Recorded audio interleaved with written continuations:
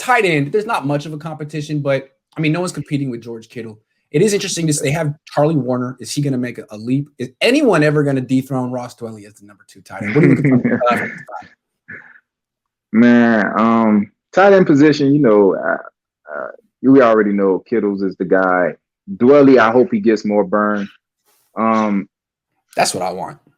Honestly. Yeah, why won't you take advantage of a guy who was used to being a focal point of an offense? So that means he volume throws, it won't bother him. So even when they're trying to double Kittle, because that's the game plan, double Kittle, try to take Debo away.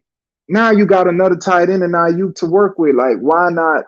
But then again, we got to speak to maybe Jimmy just wasn't seeing him, or maybe our quarterbacks just wasn't seeing him, or like again, let's speak to us signing Kyle Juszczyk, best fullback in football, but we're not utilizing him. He's a wild card.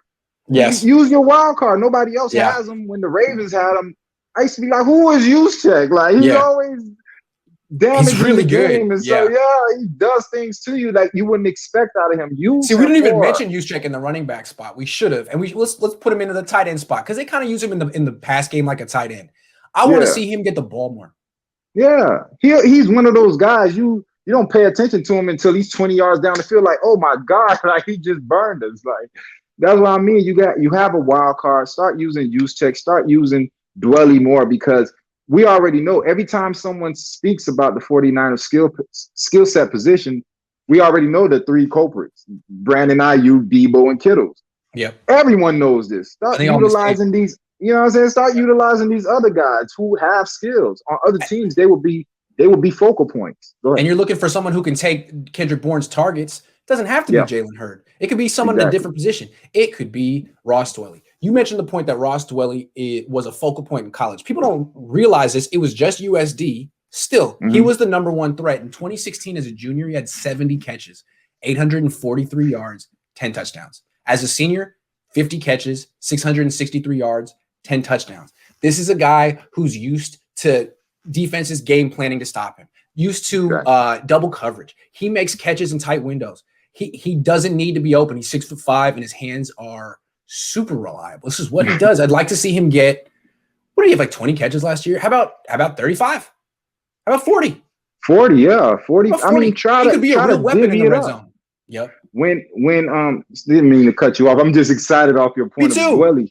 You remember the Arizona game when Kittles went down? Yep. Man caught 3 touchdowns. They took one back.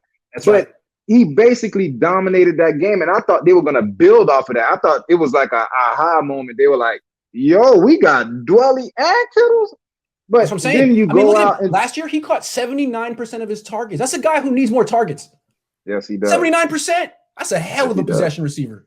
Exactly. Yeah. And then on top of the name of the game is catching the ball. Yeah, speed and all that is, but you need a guy who's going to catch the ball at the end of the day, and he does that. So give him some more burn. That's what I want. El Dorado Hills legend from out here in Sacramento. Shout out Ross Dwelley and his entire family.